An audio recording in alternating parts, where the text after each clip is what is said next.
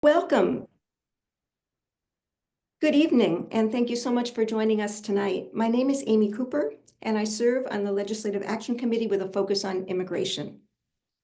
On behalf of the League of Women Voters of Massachusetts, Executive Director Celia Canavan, and Board Presidents Marie Gauthier and Courtney Rao-Rogers, welcome to Protecting Our Immigrant Communities.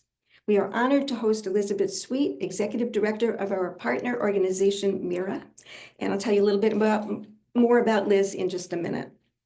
This program is being recorded, and the recording and slides will be shared and posted tomorrow. Please take a minute to look at the list of community norms on the slide.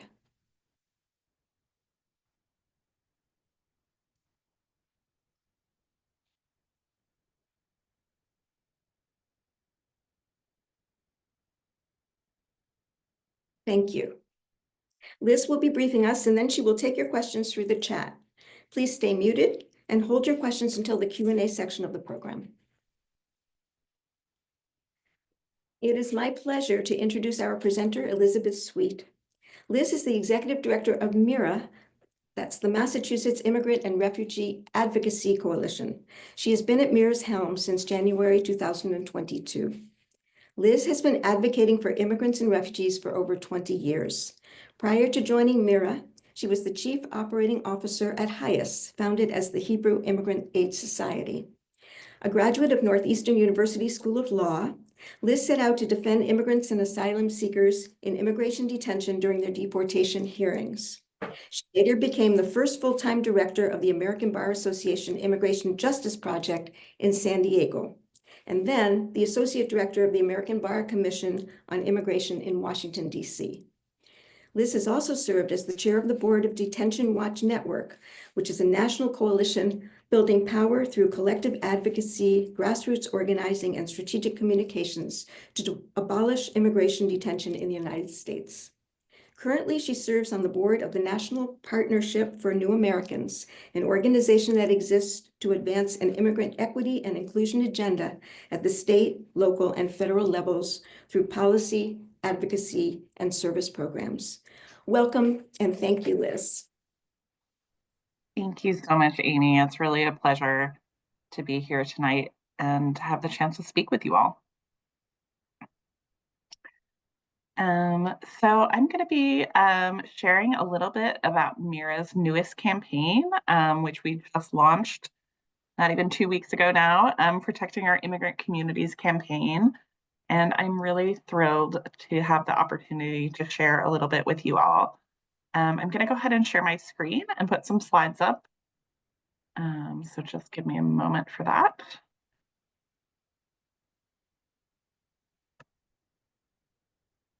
Great. Okay. So just to start with, and if any of you are not familiar with MIRA, we are actually a membership coalition. We number more than 140 different member organizations that come together from across the Commonwealth to make up the MIRA coalition. MIRA itself, within its staff, also operates a number of programs. So we do advocacy, which is mostly what we heard talk about tonight. We do organizing work. We also provide citizenship application assistance. We do civic engagement work. And we have a few more programs actually that are up here, including one that I always feel is so important to highlight right now, which is that MIRA also does a lot of training work, including training on Know Your Rights information for immigrants right now. So I'm not going to be speaking about that too much tonight, but I do want to highlight it because it's such an important program right now where we're trying to really get the word out to as many immigrants as possible about what their rights are and how to navigate different situations that may be occurring in this new reality that we're all living in. And MIRA's vision is simple. Our vision is a commonwealth and a nation where all can thrive, no matter where they came from or how they got here, and all can fully participate in their community's social, economic, and civic life. And so that's really what brings us together as MIRA. Before diving into the campaign work, knowing that you know, many of you may be coming from different backgrounds and may not know some of this. I thought it would be nice just to start with a few facts about who some of our immigrants are here in Massachusetts. We really are a state with an incredibly, vibrant and diverse immigrant community. And our Commonwealth is a place of so much interdependence between immigrants and those of us who were born in this country. So more than 1 out of 6 residents here in Massachusetts were born in another country. And approximately 1 in 5 of our actual workers and workforce. So immigrants are a little bit more predominant in the working age population here in Massachusetts. Interestingly, more than half of our foreign-born population are now naturalized citizens. So many people are on that path to head towards citizenship. And perhaps you already have some sense of the incredible diversity that we have in our immigrant populations here in Massachusetts. We really do see folks coming from all over the world who want to make Massachusetts their home. So we have particularly large communities from China, from Brazil, from India, from Portugal, Haiti, Cape Verde, the Dominican Republic, Vietnam, and the list can go on. But we do have just incredibly diverse folks living here. And immigrants and refugees who live in our state have incredible earning power. They're earning more than 50 billion per year in wages and are paying more than 10 billion per year in federal taxes and about 4.5 billion in state and local taxes, which are quite incredible numbers, in my opinion. And immigrant workers are predominant in many different sectors. In our healthcare sector, immigrant workers make up 27% of all STEM jobs here in the Commonwealth. They're 22% of all frontline workers, and make major contributions in so many different industries here in Massachusetts. So just a little bit of background. But I do want to fairly quickly get into our new campaign, and that is called our Protecting Our Immigrant Communities campaign. And MIRA launched this just a couple weeks ago, as I mentioned, and we launched this campaign very much after learning about the election results at the end of last year. And our membership came together and talked about what was going to be important, and especially how were we going to confront and navigate this very real threat of mass deportations that is facing us right now. And so we launched this campaign, and the campaign has several components. Ooh, sorry, my slide went a little crazy on me for a second. The slide has several components. 2 bills that we're specifically advocating for. So I'm going to talk about both of these bills today. One is the Safe Communities Act, and the other is the Immigrant Legal Defense Act. But in addition to that, the campaign also includes that we are actively doing what federal immigration advocacy we can around immigration enforcement issues. We're also, and it really does break my heart that this is a part of the campaign, but we feel like it's so important right now, is we're also standing up against hate speech, and hate incidents that are reported here in Massachusetts. Unfortunately, we are in a moment where it feels as though more permission is being given somehow for anti-immigrant voices to be heard. And so we're unfortunately hearing about some negative comments and threats made against some of our colleagues and friends. And so we have launched a small campaign where we're going to be documenting those incidents when they target immigrants and immigrant communities, and making sure that we make our voice heard against that. And the last one, which I've already mentioned a little bit, is that we are doing this very important Know Your Rights work in immigrant communities and trying to get information out to as many folks as possible about their rights. And if any of you are interested in that, I know they've already dropped the link in the chat to MIRA's resources. We have an amazing resource page. If you have any interest in Know Your Rights materials, please take a look. We have materials in multiple languages. We have recordings of trainings that were already done. We have the opportunity to sign up for future trainings and more. So that's a really important piece of this, is just educating as many people as possible about their rights. But I want to go ahead and dive into why we're mostly here tonight, which is to talk about these bills. And so I want to start with the Safe Communities Act. And some of you may already be familiar with this bill. It has been filed for a number of sessions here in Massachusetts, and at some times has gained a lot of momentum, but it still has not passed and become law. And so we are going to be pushing this very strongly in this upcoming session. And we just had their bills refiled, and our sponsors for this year are going to be on the Senate side, Eldridge and Miranda, and on the House side, Cruz and Sosa. And we are feeling very positive about really moving this bill forward this session. So for those of you who may be less familiar, the basic goal of the Safe Communities Act is to separate as much as possible our public safety here in Massachusetts, our state and local police, from federal immigration enforcement, and recognize that they are two separate functions. So the Safe Communities Act would help limit the participation of our police, our courts, our correctional facilities in federal immigration enforcement, and leave that to the federal agents to actually carry out federal immigration enforcement. So the bill itself does 4 key things. First, it would prohibit law enforcement from asking questions about immigration status. And so why is this important? Like, if you take the example, which is unfortunately a very real example, of a woman in a domestic violence situation, where she maybe has some kind of dubious immigration status, and she wants to take action, and she wants to call the police and get protection from her abuser.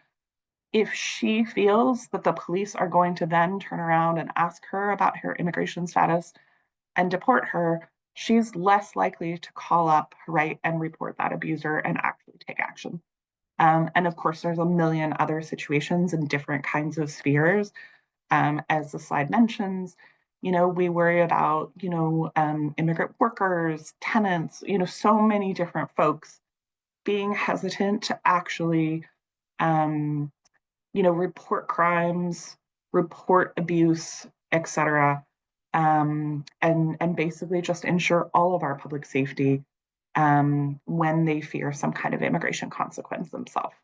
So it would simply mean that when someone is approaching those various entities, they can know that their immigration status is not going to be an issue.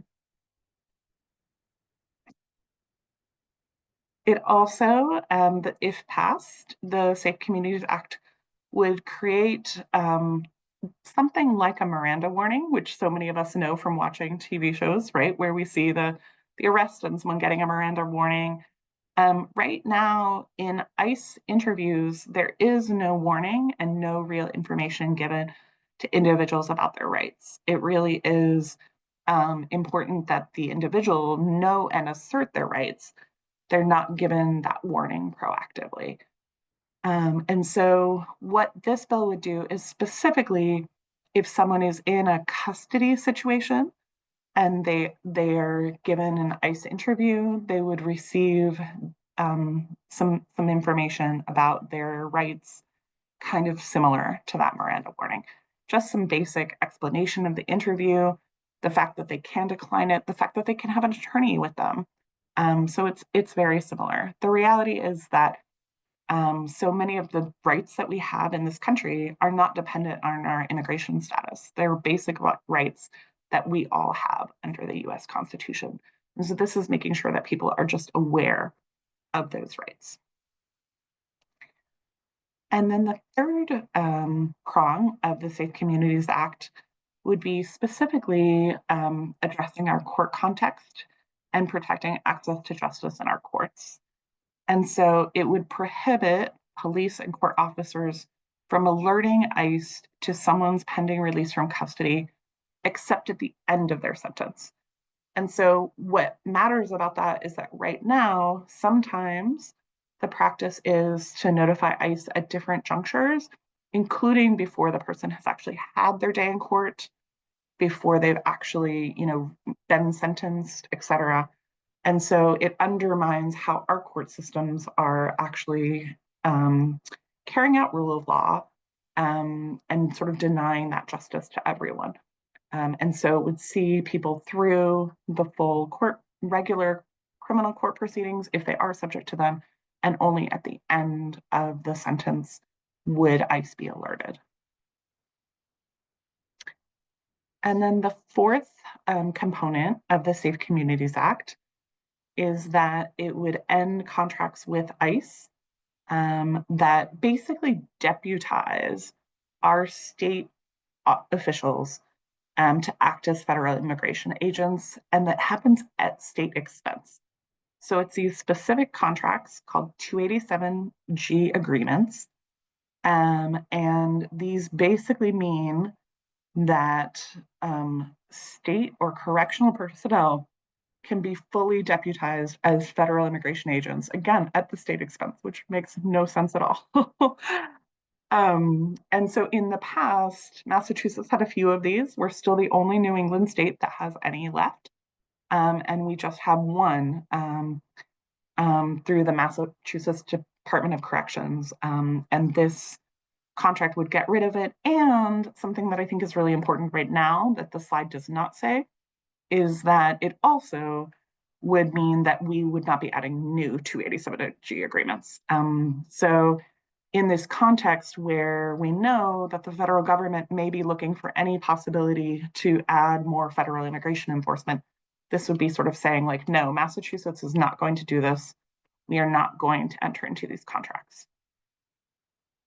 And so we think that's a really important component to this bill also.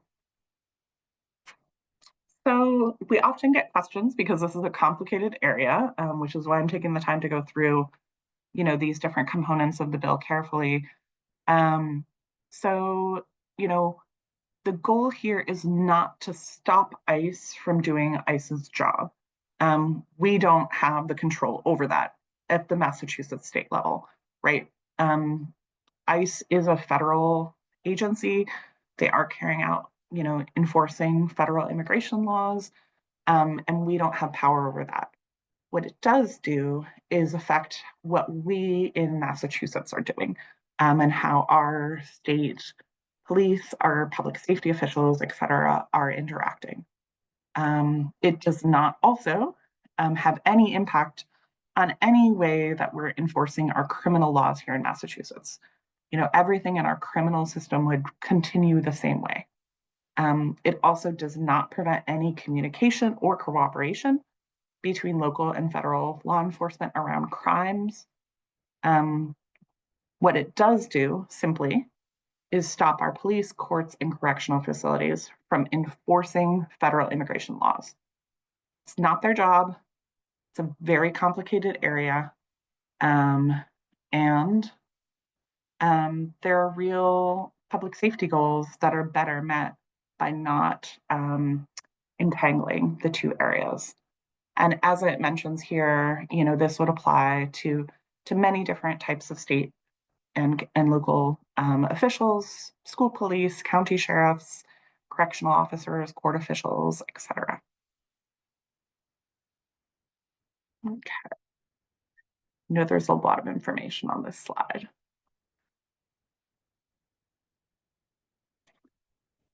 Basically, the way we see this is it comes down to that federal and civil immigration enforcement is simply not our job at the state level. And if we're going to provide the stability and protection for immigrant families here in Massachusetts, Massachusetts needs to set our limits and set our own course around this. A couple more facts to give a little more context to this bill is that there are many other states that have passed some version of a law like this. Some of those include California, Connecticut, Illinois, New Jersey, Oregon, and Washington state. But even more interestingly, almost every piece of this bill is law in some towns or cities in Massachusetts. So many of our cities and municipalities here have some type of protection like this. What the Safe Communities Act really does is make it consistent across all of Massachusetts. And so we very much hope that we will actually be able to pass this bill in this coming session, and take a real stand that Massachusetts is going to ensure that immigrants can know that they can access public safety here in the Commonwealth without these kinds of immigration consequences happening to them. So I am going to go on and now talk about the other bill that we have introduced under our campaign. And then, of course, we're going to open for questions in just a little while. So our second bill is called the Immigrant Legal Defense Act. And this bill is completely new this session. And it came about, again, after our broad MIRA membership coalition came together and spoke about what we could do to actually protect immigrants in our communities in this time. In addition to the Safe Communities Act, we also talked about the real need and the real difference it would make if more immigrants would be able to would be able to fairly access legal counsel in their immigration court proceedings. And so we've introduced a bill that would do exactly that. This bill is sponsored on the Senate side by Senator Gomez, and on the House side by Representative Rogers and Representative Frank Moran. And this bill basically seeks to improve access to fair and equitable legal representation for low-income Massachusetts immigrants who find themselves in deportation proceedings. And I want to start by talking about this bill by just talking about immigration court. I don't know if any of you have ever had the pleasure of going to immigration court, but it looks like the same kind of court setup that you've seen on TV in other court contexts. There is no jury; everything is decided by a judge. So you kind of have to eliminate the jury box from your mental picture if that's part of your image of court. And then in every single case, the government is prosecuting the case. There is an attorney who works for Immigration and Customs Enforcement who is the prosecutor, and their job in that court is to argue that the person should be deported. An immigration judge, of course, presides, they make the decision, and then you have an immigrant coming in and preparing to defend themselves, unless they're lucky enough to be able to afford to hire private counsel. And so the odds are really stacked against that person from the beginning, because it is that adversarial proceeding where it is an attorney arguing against them, and them having to respond and defend themselves. Nationally, more than 60% of individuals who go before immigration court, all the way through to the end of their proceedings, do not have counsel helping them. And the reality is that it really stacks the deck against them in a very meaningful way. These are deeply complex proceedings. I've actually heard immigration law compared to the complexity of the US tax code, which I hate to think it's quite that complex, but it is very complex area for anyone to navigate, even so, including if a US citizen were navigating it, with a lot of US education. And the reality is that so many of these folks, especially folks who maybe have been living in the US for some time and then come into immigration proceedings, so many of them do have some type of case to argue to stay in this country. That can be an asylum case that they fear some type of persecution if they go back home, which is a right under our US laws still to, not send someone back who would be persecuted. There's cases based on family relationships. There's cases based on someone having been trafficked or been the victim of a crime. So there are a lot of different defenses someone may have if they have an attorney work with them and identify those options and help them put together the evidence and bring forward to the judge what is important. So what the bill would actually do is it would create a new system where there would be more opportunity for more immigrants to access government paid counsel. And so there is a budget ask within this bill. And if funded, the bill would create a program with both public and also, we hope, private funding to help build out these no-cost services for low-income immigrants who are in deportation proceedings. And so the bill would set up a coordinator who would ensure that this is being allocated, and it would allow both nonprofit providers and private attorneys from our communities to take these cases and be reimbursed for them. And so what this does is creates enormously more fairness in the system. The stats are actually stunning that immigrants with an attorney are 10 times more likely to win their case in a deportation court compared to someone without an attorney. And so it really does come down to whether someone's able to get that counsel or not. And even for folks who don't have a real defense, knowing that someone actually looked at their case, and gave them a fair opinion makes a big difference in terms of that perception of fairness and fair treatment. Something that I didn't talk about when I talked about the immigrants that we have here in Massachusetts that I think is so important is that we have so many what we call in immigration mixed status families, right? Where there might be citizen children with an immigrant parent, sometimes an undocumented parent, sometimes a parent with a temporary status that might be lost.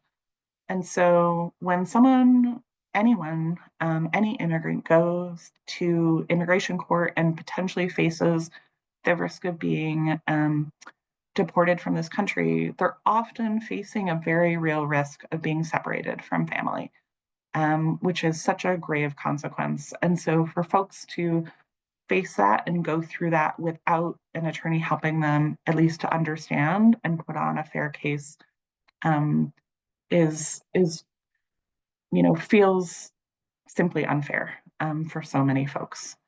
And so again, this bill would help change that. It would especially prioritize folks who are in detention or have an imminent threat of deportation, but it would ensure that everyone who is low income and not able to access representation could get that access. So I do want to open up for questions, but even before I get to questions, I do have a couple of links here. I have a link here. If any of this was compelling to you and you want to go to our code and send letters to your legislators about either of these bills, we have a very easy setup for you to do so. You can either go to this bit.ly link or scan the code now. And I will pause for a moment to do this. It really is so easy through some of these tools now to be able to quickly send letters. And so we definitely encourage you all to do this if you are so motivated. And again, I do think we are going to be sharing all these materials out. So if you don't get the code right now, there will be another chance. And then I also have this other code up, and this one is that MIRA has a petition that we are trying to get broad signatures on basically just saying that you are someone who lives in Massachusetts and supports immigrants, right, and stands with immigrants and with MIRA's advocacy agenda. And if you do want to do that, which we would be delighted by, it will also lead to then you staying updated and getting future information from us about future advocacy. And so again, I think you will have another opportunity with these codes, but I want to make sure that we have lots of time for questions and answers. So I will open it up, and I know that we've had some questions already waiting, Amy, so I hope that we are able to get to some of these folks. We will try. Thank you so much, Liz. That was wonderful. So much information and so clearly delivered, and we really thank you so much. Okay, I will take a look at the chat, and please, Bryn, Fiona, Liz, if you see something that I missed, please just speak up, okay? Let's see. Okay, this question is from Colleen Corbett. Do people with TPS status have any protections at all if that status ends? That is a great question and such a difficult one right now. For anyone who's not familiar, TPS stands for Temporary Protected Status, and it's a status that many different immigrants have received. It's given by the administration, the federal government, and usually lasts for 18 months. And so when a country is going through some type of civil war or natural disaster or something else, our country can say, okay, we're not going to send anyone back there. And so a great example of that was when the conflict broke out in Ukraine a couple of years ago, we very quickly said, okay, we're giving temporary protected status to individuals from the Ukraine. And so there are lots of folks here in the Commonwealth right now who have that status. There are significant numbers of Haitians currently under temporary protected status. There are individuals from Venezuela. There are individuals from Afghanistan, from Ukraine that I already mentioned, from El Salvador, and many other countries. Those are some of the ones with larger numbers, so perhaps here in Massachusetts. And the reality is that when that 18-month period comes up, some of those folks may be in a very difficult position. And so if they fear returning to a situation back in their home country, they may be able to make a personal case for asylum, which is, protection from persecution. But they have to make that out in a more individualized way, that they themselves really fear that persecution. So, it is very likely that this administration will not be renewing TPS, even for some of the countries where we know it would be very hard for us to imagine sending someone back to that country right now. So I do think that some of those folks are at risk, and they may have a legal course of action if they're able to work with an attorney to bring an asylum or another case. Thank you. Okay, we have a question from Eileen Elias, and that is, how should a school administrator or teacher respond to an ICE official that asks for access to meet with a student? That's a good question. Let's see. If ICE is actually coming into a school and asking to meet with a student, that would be of real concern. And I would definitely encourage schools to, be in touch with MIRA, to be in touch with, their school district about that. There's a lot of terrific guidance out there for educators right now. MIRA Coalition has some guidance, and I know the Attorney General just released some great guidance very recently. So I would definitely encourage you to look to those guidances.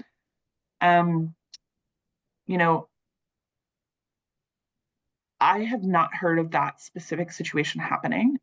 If it were, I would definitely encourage school officials, if they do feel that they need to comply, and have ICE talk to a student, I would be very much encouraging making sure that student is aware that they have that they have some of these rights that we've spoken about. So everyone in Massachusetts, regardless of your immigration status, has the right to remain silent.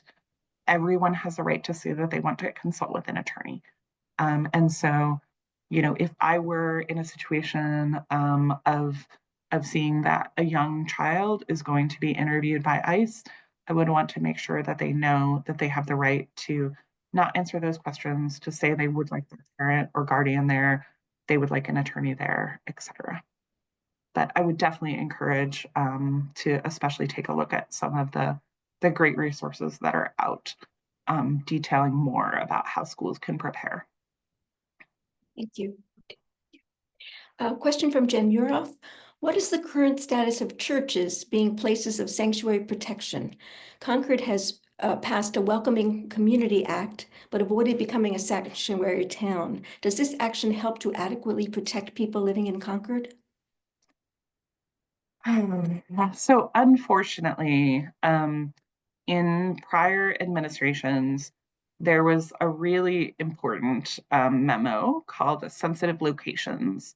And it gave guidance within ICE that ICE was not to be performing immigration enforcement in so many sensitive locations. That included schools, that included hospitals, that included houses of worship and churches. And unfortunately, this administration immediately pulled that guidance. And so there is no protection now from ICE officers acting in sensitive locations. And so, we believe that the Safe Communities Act is a meaningful step that we can take here in Massachusetts to protecting folks. But unfortunately, there is very little that we can do to actually stop immigration enforcement from happening, particularly in public spaces. So this is getting a little bit into know your rights type information. And so some of you may be interested to look at the know your rights information. But basically, where you can stop ICE coming into to a situation without a warrant is when it's a private space. So, I can keep my door closed to ICE to my own home, right? Unless they show me a warrant to enter. And so in so many different settings that we all are in, there's some public spaces and some private spaces, right? And what's important is which are the private spaces. And if you have an argument about a private space, then you can stop ICE from entering that space. I know that's not exactly answering your question, but it's some of the better advice we can give around where we can put up a protection, if that makes sense. Sue Cameron asks, have there been any sweeps in Massachusetts yet? Do we have enough legal services to assist immigrants who are swept up? Great question. We definitely do not have enough services, and that's a big reason why we want to pass the Immigrant Legal Defense Act, because there is not enough capacity within our very limited legal services agencies here in Massachusetts. And we have some fantastic organizations that do great work, but they have been struggling to meet the needs even before this administration came in with its threats of mass deportations. And so we very much hope that if that bill is passed or some state budget is allocated, that we will have more resources to be able to actually ensure that folks get representation if they need it. In terms of the mass raids, we have not yet in Massachusetts seen a true mass raid or sweep. What we have seen is ICE activity. And so we've had a lot of low-level ICE activity, mostly including ICE agents targeting specific individuals that have been brought to their attention, usually because of some kind of criminal history. However, we have seen just in these past couple of weeks that when ICE has gone and done some of that activity, sometimes other individuals in the location have also been arrested. So there are some individuals here in Massachusetts just in these past couple of weeks that have been arrested that have no criminal history whatsoever, but were sort of in the wrong place at the wrong time, and therefore were arrested by ICE. And, we don't know what is coming, but I think that it is fair to say that, we are at risk as a state of having some type of raid activity here in Massachusetts in the coming year. Thank you. Betsy Smith's question, her question is, who is the opposition to the Safe Communities Act? It's a good question. As we've been working on this bill over many years, we've actually built support from a lot of different places, including increasingly support from law enforcement, from some district attorneys, from, so many of the folks who, are a part of this system. I think there has actually been fairly limited true opposition to the bill. And also, there are some folks, including some political leaders right now in Massachusetts, who are quite strongly anti-immigrant.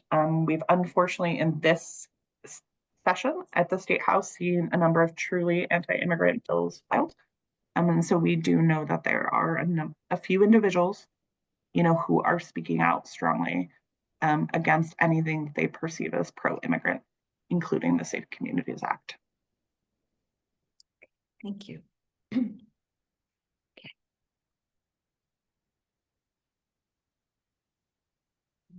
If anybody, any of the team wants to jump in here, I'm just afraid of missing some, there are many questions here. I didn't want to miss any. Sure. If ICE has a warrant signed by a judge for one person, how do they have the right to arrest collateral people? So generally speaking, where we're advising people around a warrant, it's around this issue of accessing a private space. And so, for example, we talk in our Know Your Rights presentations about if I get a knock on my door and it's ICE, I can choose not to open the door in the absence of a warrant, right? And so I'm going to be looking to see, does ICE have a warrant to enter my house or not, right? And we're going to be looking, is it a judicial warrant signed by a judge with someone's name on it? If ICE does come to my house, and let's say they have a warrant to arrest me, right? One of my options could be to try to open the door and leave the house and keep the door shut behind me so that then ICE no longer has a reason perhaps to enter the house. However, it is certainly possible in that circumstance that someone may open the door, ICE may come in, right? And then they could arrest other individuals that are present. Some of the arrests that we know that have happened recently have happened in the streets, right? Where someone was out in public and ICE was looking for someone, and then they made other ancillary arrests. And in that circumstance, there are less protections on someone. Okay, thank you. Many people are concerned with how they can help. This person, Sue Cameron, asks, can we get trained to assist with paperwork at immigration law firms? What tangible things can local concerned residents do? Thank you for asking that question. I, of course, love that question and would definitely say, if you did not get to access those links I put up, we would love to ask you to send letters to your State House representatives about these and other immigration bills. We would love it if you would sign our petition. And then if you are willing to be more active, there's several different places that you can go and actions you can do. MIRA does have a place on our website where you can sign up as a volunteer. It's a general place to say, I'm interested in volunteering. I'm interested in these kinds of volunteer opportunities. So some of those include helping with legal clinics, including our citizenship clinics. We're always looking for good volunteers, and we will train you on how to help fill out that paperwork. There are certainly other organizations that also do something similar. We are not the only one. If you are based somewhere else in Massachusetts, because we do a lot of our work centered around Boston, unfortunately, You can also look at our MIRA membership page on our website, and we have so many great organizations among our membership who also are looking for volunteers. So that's another great place to go. We also do voter registration drives where we go out after people become naturalized and encourage them to fill out their paperwork to register to vote. And we often look for volunteers to help us with that. We have just a range of different options. So if you do want to volunteer with us, go sign up on our website and someone will reach out. But again, I think looking at the membership list, oh, and thank you so much to Fiona who just dropped that link in the chat, because there's so many terrific organizations across the state that can use help, especially now. Thank you. Many, many questions about how we can help. So this is, it's great. It's great to know. Okay. What am I missing? Does anybody on the team see a question? Further Oh, questions? we have a couple of questions about the Trump administration. Are they threatening MIRA, or, you know, could Massachusetts face consequences for passing the Safe Communities Act?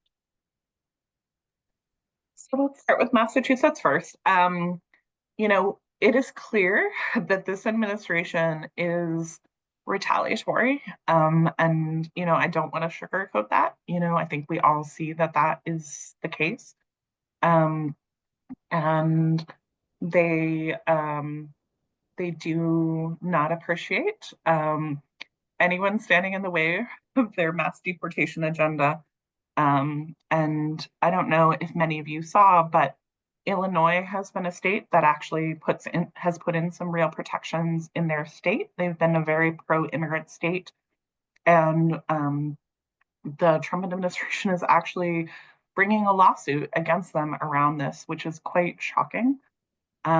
We believe that there is very solid legal ground to support that states have the right over their own, you know, courts, police, etc., right? And as we've been talking about in this conversation, that immigration enforcement is a federal function, right? And these two are very separate functions and can be kept separate.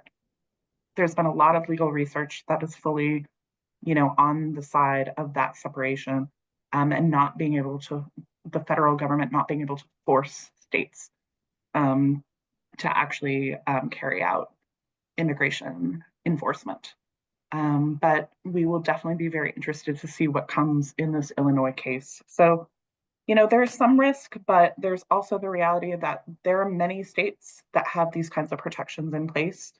And there are going to be many of us who are going to stand together, you know, as if the administration does target any of us. For MIRA, we have already been threatened with loss of some of our federal funding. So we are not terribly happy about that. We actually were incredibly dismayed that we actually receive a fairly small grant in the grand scheme of things from the Department of Homeland Security, where our staff use those funds to help people with their citizenship applications. And so that funding is literally going to folks who have green cards, right, who've been in this country at least 5 years. That's the definition, right, to allow them to apply to become a citizen. And so everything we're doing, working under that grant, is to work with someone who's already been here for at least 5 years. A lot of times folks have been here a lot longer before they decide to fully apply for citizenship. They've been fully in legal status, right? And this administration wants to take away that money purportedly because they're concerned that we are helping folks that are undocumented, which we literally can't do with that grant funding, which is quite incredible. And so, you know, I think unfortunately, they are using what tools they have to take away funds to try to push organizations like us. But MIRA is certainly not going to be changing any of our activities, and we're going to be here doing the same work no matter what. That's a fabulous note to end on. That's perfect. Upbeat and moving forward. We want to thank you so much for tonight and for your incredible work, and we will continue to support you in all you do. Oh, thank you. I really am so grateful that so many of you were willing to come out tonight and learn more about this. And I hope that you will consider taking action with us or volunteering and supporting another immigrant rights organization in your community, because we need the help in the community so much right now. Thank you. Thank you. I just want to clarify before I just want to wrap up and clarify where we are now with the Immigrant Defense Act. It's a brand new bill and it's working its way through the approval process here with LWBMA. But just stay tuned for more information and action steps during toward the end of February, during the week of February 24th. I want to thank everybody for attending the session tonight. We'll be in touch. Good night.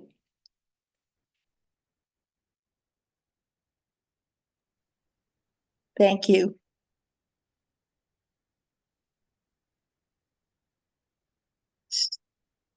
Closing out, right? Yeah.